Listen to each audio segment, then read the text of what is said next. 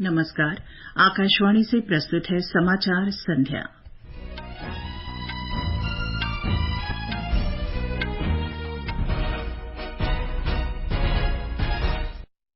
प्रधानमंत्री नरेंद्र मोदी ने कहा, भारत की अध्यक्षता में G20 वैश्विक बदलाव में उत्प्रेरक की भूमिका निभाएगा। G20 नेताओं ने वैश्विक स्तर पर भूख की समस्या से निपटने की प्रतिबद्धता व्यक्त की। राष्ट्रीय प्रेस दिवस पर सूचना और प्रसारण मंत्री अनुराग ठाकुर ने मीडिया से नए भारत के निर्माण में और रचनात्मक भूमिका निभाने की अपील की। उत्तराखंड उच्च न्यायालय नैनीताल से हल्द्वानी स्थानांतरित किया जाएगा। पाकिस्तान के बंदरगाह शहर ग्वादर में व्यापक विरोध प्रदर्शन। अमेरिकी अंतरिक्ष एजेंसी नासा ने चंद्रमा अभियान के लिए आर्टेमिस रवाना किया और शरद कमल अंतर्राष्ट्रीय टेबल टेनिस महासंघ में निर्वाचित पहले भारतीय खिलाड़ी बने।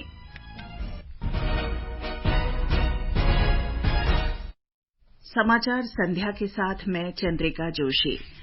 प्रधानमंत्री नरेंद्र मोदी ने आज G20 शिखर सम्मेलन के समापन सत्र को संबोधित करते हुए विश्व नेताओं को आश्वासन दिया कि G20 की भारत की अध्यक्षता समावेशी, महत्वाकांक्षी, निर्णायक और कार्रवाई उन्मुख होगी। उन्होंने कहा कि भारत ये सुनिश्चित करने का प्रयास करेगा कि G20 नए विचारों और सामूहिक कार्रवाई को गति देने के उत्प्रेरक के रूप में कार्य करे।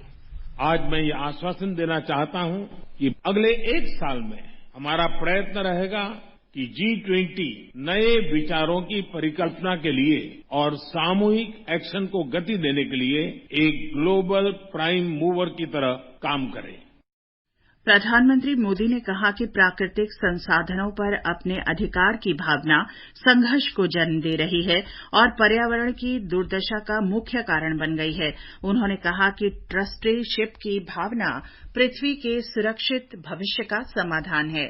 प्राकृतिक संसाधनों पर ओनरशिप का भाव आज संघर्ष को जन्म दे रहा है और पर्यावरण की दुर्दशा का मुख्य कारण बना है। प्लेनेट के सुरक्षित भविष्य के लिए ट्रस्टीशिप का भाव ही समाधान है। इसमें लाइफस्टाइल फॉर एनवायरनमेंट अभियान एक बड़ा योगदान दे सकता है। इसका उद्देश्य सस्टेनेबल लाइफस्टाइल को एक जन आंदोलन बनाना है। आज आवश्यकता है कि विकास के लाभ सर्वस्पर्शी और सर्वसमावेशी हो। हमें विकास के लाभों को ममभाव और समभाव से मानव मात्र तक पहुंचाना होगा।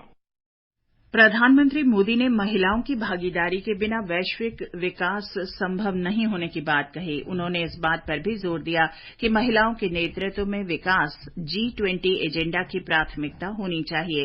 प्रधानमंत्री ने कहा कि G20 को शांति और सद्भाव के पक्ष में एक मजबूत संदेश देना है और ये सभी प्राथमिकताएं भारत की G20 अध्यक्षता की थीम एक पृथ्वी, एक परिवार, एक भविष्य में पूरी तरह सन्निहित हैं। श्री मोदी ने कहा कि भारत विभिन्न राज्यों और शहरों में G20 बैठकें आयोजित करेगा। अगला G20 शिखर सम्मेलन 9 और 10 सितंबर को नई दिल्ली में आयोजित किया जाएगा। G20 देशों ने वैश्विक खाद्य सुरक्षा के लिए मौजूदा संघर्षों और तनाव की वजह से आई चुनौतियों पर गहरी चिंता व्यक्त की है। वर्तमान परिस्थितियों में सभी देशों ने लोगों का जीवन बचाने और भूख और कुपोषण से निपटने के लिए तत्काल कार्रवाई करने की प्रतिबद्धता व्यक्त की। शिखर सम्मेलन के बाद जारी घोषणा पत्र में सदस्य देशों ने सतत और समायोजी कृषि व्यवस्था तथा खाद्य प्रणाली और आपूर्ति श्रृंखलाओं को मजबूत बनाने के लिए व्यापक बदलाव का आह्वान किया। सदस्य देशों ने कहा कि वे वैश्विक स्तर पर बढ़ रही महंगाई और अनाज तथा उर्वरकों की कमी जैसी खाद्य सुरक्षा चुनौतियों का समाधान करने के लिए समन्वित कार्रवाई करेंगे। रूस यूक्रेन संघर्ष के संदर्भ में घोषणा पत्र में कहा गया कि इससे वैश्विक अर्थव्यवस्था पर प्रतिकूल असर पड़ा है। अधिकांश देशों ने इस बात पर बल दिया कि संघर्ष अत्यधिक मानवीय पीड़ा का कारण बन रहा है और वैश्विक अर्थव्यवस्था को और कमजोर बना रहा है, विकास को बाधित कर रहा है और इसकी वजह से महंगाई बढ़ रही है। घोषणा पत्र में प्रधानमंत्री नरेंद्र मोदी के उस संदेश को समाहित किया गया जिसमें उन्होंने कहा कि यह समय युद्ध का नहीं है। प्रधानमंत्री नरेंद्र मोदी ने बाली में आज France, Singapore, Italy, Germany, Australia और ब्रिटेन के नेताओं के साथ अलग से बैठकें की। फ्रांस के राष्ट्रपति इमैनुअल मैक्रों के साथ मुलाकात में दोनों नेताओं ने रक्षा, व्यापार, निवेश और आर्थिक साझेदारी के नए क्षेत्रों में द्विपक्षीय सहयोग की समीक्षा की। सिंगापुर के प्रधानमंत्री के साथ हरित अर्थव्यवस्था, नवीकरणीय ऊर्जा और वित्तीय प्रौद्योगिकी के क्षेत्र में सहयोग बढ़ाने पर विचार विमर्श किया गया। जर्मनी के चांसलर के साथ बैठक में प्रधानमंत्री ने रक्षा सहयोग मजबूत बनाने के उपायों पर चर्चा की। श्री मोदी ने इटली की प्रधानमंत्री के साथ चर्चा में ऊर्जा, रक्षा, आर्थिक भागीदारी, संस्कृति और जलवायु परिवर्तन में सहयोग बढ़ाने पर बल दिया। ऑस्ट्रेलिया के प्रधानमंत्री के साथ व्यापक रणनीति साझेदारी को मजबूत बनाने के साथ ही शिक्षा और अन्य क्षेत्रों पर बल दिया गया। प्रधानमंत्री मोदी ने ब्रिटेन के प्रधानमंत्री ऋषि सुनक के साथ मुलाकात में भारत तथा ब्रिटेन के बीच व्यापारिक, रक्षा सहयोग और लोगों के बीच जुड़ाव को मजबूत करने के उपायों पर भी बातचीत की। ये समाचार हमारी वेबसाइट newsonair.com/hindi और हमारे mobile app news on AIR पर भी उपलब्ध हैं। समाचार संध्या में आपका फिर स्वागत है। सूचना और प्रसारण मंत्री अनुराग सिंह ठाकुर ने वैश्विक स्तर पर भारत का दर्जा बढ़ने के साथ मीडिया से नए भारत के निर्माण में और रचनात्मक भूमिका निभाने की अपील की है। नई दिल्ली में आज राष्ट्रीय प्रेस दिवस पर आयोजित समारोह को संबोधित करते हुए श्री ठाकुर ने कहा कि भारत जैसे सशक्त लोकतंत्र के लिए सक्षम और जीवंत प्रेस की आवश्यकता है। Much of the media governance structure is self-regulatory. But self-regulatory does not mean license to err and err intentionally. That would erode media credibility. Bias and prejudice must be abjured. Shri Anurag Thakur ने प्रसन्नता व्यक्त की कि प्रधानमंत्री मोदी के नेतृत्व में सरकार ने सरल और पारदर्शी प्रक्रियाओं से सूचना परिदृश्य को और सशक्त बनाया है। उन्होंने कहा कि सभी सूचनाएं और डेटा अब प्रेस सूचना ब्यूरो की वेबसाइट पर विभिन्न भाषाओं में उपलब्ध है। उन्होंने कहा कि पीआईबी की तथ्य जांच सेवा फर्जी और भ्रामक खबरों पर अंकुश लगा रही है। सूचना और प्रसारण सचिव अपूर्व चंद्रा ने कहा है कि सोशल मीडिया से देश में सूचना का तीव्र और सघन प्रसार हुआ है। संयुक्त अरब अमीरात में अबुधाबी में आयोजित पहले विश्व मीडिया सम्मेलन में श्री चंद्रा ने कहा कि भारत में 1 अरब 20 करोड़ से अधिक लोग मोबाइल फोन और 60 करोड़ से अधिक लोग स्मार्टफोन का इस्तेमाल करते हैं। उन्होंने कहा कि बहुत कम डेटा दरों के साथ स्मार्टफोन के उपयोग का दायरा बढ़ा है।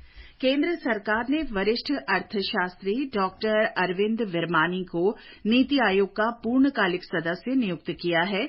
नीति आयोग के पूर्णकालिक सदस्य के रूप में उनकी नियुक्ति को प्रधानमंत्री मोदी ने मंजूरी दी है। उत्तराखंड उच्च न्यायालय नैनीताल में हल्द्वानी स्थानांतरित किया जाएगा।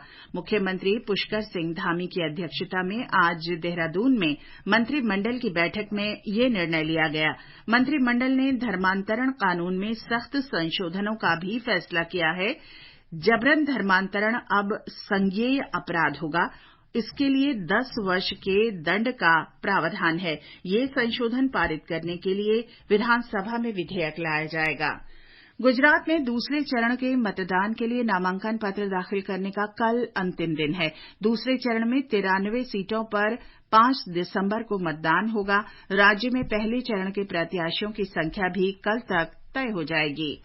गुजरात में पहले चरण के मतदान के लिए उम्मीदवार कल तक अपने नाम वापस ले सकते हैं। राज्य की 182 विधानसभा सीटों में से पहले चरण में 89 सीटों पर 1 दिसंबर को वोट डाले जाएंगे। नामांकन पत्रों की जांच के बाद यहां फिलहाल 999 उम्मीदवार शेष बचे हैं। इस बीच भाजपा ने आज 3 और उम्मीदवारों की एक सूची जारी की। पार्टी अब तक गुजरात के बड़ौदा जिले की मांजलपुर सीट को छोड़कर 181 विधानसभा क्षेत्रों में अपने उम्मीदवार घोषित कर चुकी है। अपर्णा खूंट के साथ संजीव शर्मा, आकाशवाणी समाचार, अहमदाबाद। नागरिक उड्डयन मंत्रालय ने कहा है कि अब विमान यात्रा के दौरान मास्क लगाना अनिवार्य नहीं है, लेकिन कोरोना संक्रमण में कमी के बावजूद यात्रियों को इसका उपयोग करना चाहिए। मंत्रालय ने स्पष्ट किया है कि अब विमान यात्रा के दौरान उद्घोषणाओं में केवल ये उल्लेख होगा कि कोविड संक्रमण की आशंका को देखते हुए यात्रियों को मास्क का उपयोग करना चाहिए, लेकिन ऐसा नहीं करने पर किसी प्रकार के जुर्माने या दंडात्मक दंडात्मक कार्रवाई का उल्लेख उद्घोषणा में नहीं होगा। ये समाचार आकाशवाणी से प्रसारित किए जा रहे हैं। ताजा समाचार जानने के लिए आप हमारे Twitter handle @AIR News Hindi को फॉलो कर सकते हैं। ये आकाशवाणी है। मानव को फिर से चंद्रमा पर पहुंचाने की महत्वाकांक्षी योजना के अंतर्गत अमेरिकी अंतरिक्ष एजेंसी नासा का सबसे शक्तिशाली रॉकेट आर्टेमिस आज चंद्रमा अभियान पर रवाना हो गया।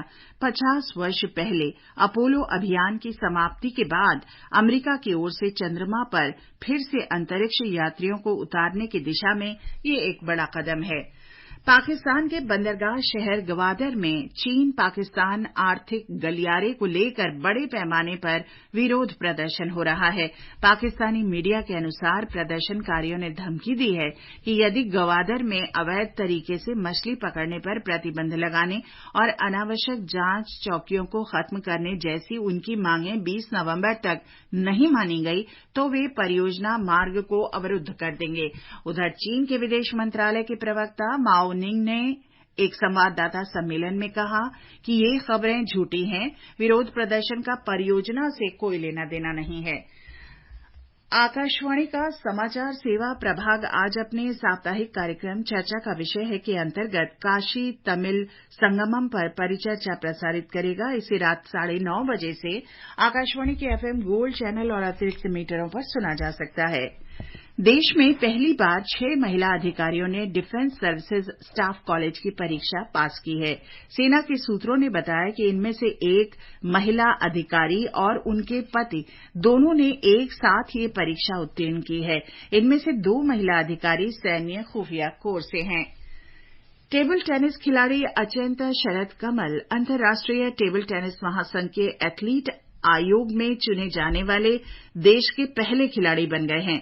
8 एथलीट और 2 para athlete Asia, Africa, America, Europe और ओशिनिया से चुने गए हैं। इनका कार्यकाल 4 वर्ष का होगा। आईसीसी की ताजा T20 क्रिकेट की बल्लेबाजी रैंकिंग में सूर्य कुमार यादव शीर्ष स्थान पर बरकरार हैं। विराट कोहली 11वें स्थान पर हैं। ऑलराउंडर रैंकिंग में हार्दिक पांड्या तीसरे नंबर पर हैं। जम्मू कश्मीर में आज शाम किश्तवाड़ जिले के अलसर गांव में एक टैक्सी के गहरी खाई में गिर जाने से 4 महिलाओं सहित 8 लोगों की मौत हो गई। दुर्घटना किश्तवाड़ से 95 किलोमीटर दूर अलसर गांव के पास उस समय हुई जब वाहन अनियंत्रित हो गया। और अब आर्थिक जगत की खबरों के साथ हैं विशाल शर्मा। बंबई शेयर बाजार का संवेदी सूचकांक आज 108 अंक चढ़कर 61,981 पर बंद हुआ। नेशनल स्टॉक एक्सचेंज का निफ्टी 6 अंक की मामूली बढ़त से 18,410 पर पहुंच गया। मल्टी कमोडिटी एक्सचेंज में सोने का भाव 53,070 रुपए प्रति 10 ग्राम पर चल रहा था। चांदी 62,530 रुपए प्रति किलोग्राम के स्तर पर कारोबार कर रही थी और अंतर्राष्ट्रीय बाजार में ब्रेंट कच्चे तेल की कीमतें $94 प्रति बैरल के आसपास रहीं। प्रसार भारती राजभाषा पुरस्कार आज नई दिल्ली में प्रदान किए गए। प्रसार भारती के सदस्य वित्त DPS नेगी ने साहित्य, वाद विवाद और प्रश्नोत्तरी प्रतियोगिताओं सहित 10 श्रेणियों में विजेताओं को पुरस्कार दिए। इस अवसर पर महानिदेशक आकाशवाणी समाचार डॉ वसुधा गुप्ता भी उपस्थित थीं।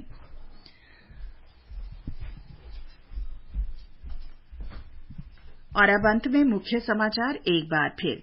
प्रधानमंत्री नरेंद्र मोदी ने कहा, भारत की अध्यक्षता में G20 वैश्विक बदलाव में उत्प्रेरक की भूमिका निभाएगा। G20 नेताओं ने वैश्विक स्तर पर भूख की समस्या से निपटने की प्रतिबद्धता व्यक्त की।